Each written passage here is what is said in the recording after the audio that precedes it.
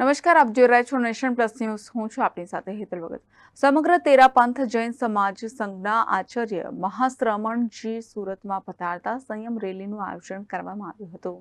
સમગ્ર તેરા પંથ જૈન સમાજ સંઘના આચાર્ય મહાશ્રમણજી 21 વર્ષ બાદ સુરત શહેરમાં સંયમ વિહારમાં 4 મહિનાના ચાતુર્માસ માટે પધાર્યા છે. આચાર્યના આગમન માટે એક ભવ્ય સંયમ રેલીનું આયોજન કરવામાં આવ્યું હતું, જેમાં 25,000થી વધારે ભક્તો જોડાયા હતા. સુરત શહેરના ઇતિહાસમાં આ એક ઐતિહાસિક સંયમ રેલી હતી.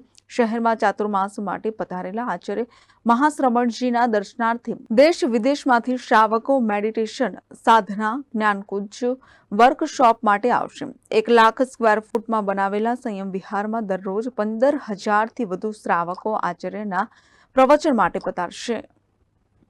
Report Nation Plus news Surat. સમાચારોના સતત અપડેટ મેળવવા માટે અમારી નેશન પ્લસ ન્યૂઝની યુટ્યુબ ચેનલને સબસ્ક્રાઇબ કરો, બેલ આઇકન દબાવો અને જોડાયેલા રહો ફેસબુક, ઇન્સ્ટાગ્રામ અને ટ્વિટર પર.